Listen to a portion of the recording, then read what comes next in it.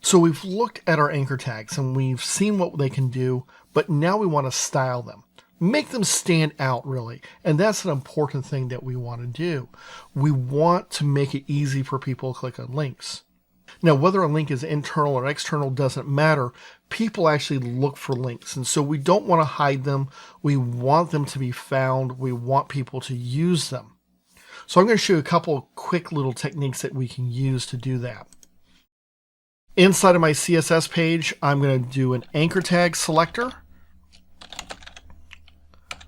I'm going to specify my font weight to be bold. When I reload this, you'll notice that now my links are bold. They stand out just that little bit extra, and it's just enough to help draw your eye to them. We can do other things, of course. So, for example, I could maybe make them a different color. Blue is by default the color that we use, and I like to try to keep them blue if I can. Now, sometimes I have a client and they want the link to fit in with the rest of the color scheme, and so I'll sometimes modify it for that, but I typically try to keep it blue and underlined. Now, you notice I have blue links up at the top on my navigation. However, both Google and my other link, you'll notice, are both purple. You might say, well, why are they purple? Well, that's because I've visited them. So I have a couple of ways that I can fix this. I can come over here and say a:visited.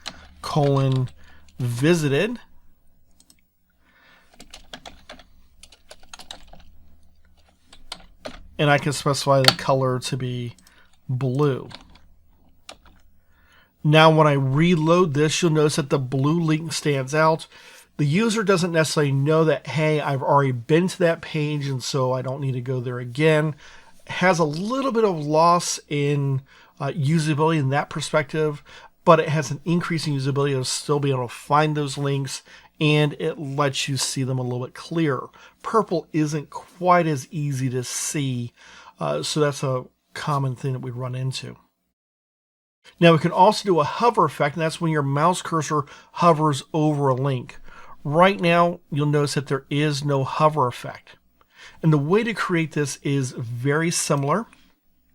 I use an anchor tag, and just like I have :visited, I'm going to create another what they call pseudo selector. And that's what visited is. I'm going to say a::hover. And this is now whenever I have an anchor tag and my mouse cursor is hovering over it. I'm going to say text decoration is going to be none. When I reload it by default, it looks the same, but when I put my mouse cursor over it, notice that the little underline goes away. So this just lets me know, hey, something has happened. Now I could also change the color real easily.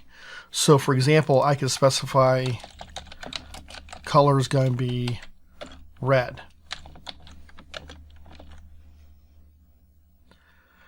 And notice it's another visual indication. So I want to do something to help visually identify. Now, this is not going to work if you're using a phone or a tablet. There's usually not a hover feature in your fingers kind of hovering over it. It can't tell. But on a computer, if you're using a mouse like I am, it does work, and it's just a usability aspect. Now, something I don't want to do is I don't want to change the size of my link. Okay, so I don't want to change my font. I don't want to change my font size or the font weight. I don't want to change my padding or background or borders. Okay, I want to keep all of that the same if possible, so that way it doesn't grow and shrink and kind of look a little weird. Okay, so we want to be very, very careful of that effect. We want to work nice and simple. So I'm only going to be looking at things like foreground color, text decorations, background color, those types of things. Minimal impact, but with a strong visual aspect that lets me know that, hey, this is a link I'm clicking on. We're going to see that in more detail when we look at our navigation bar in the next video.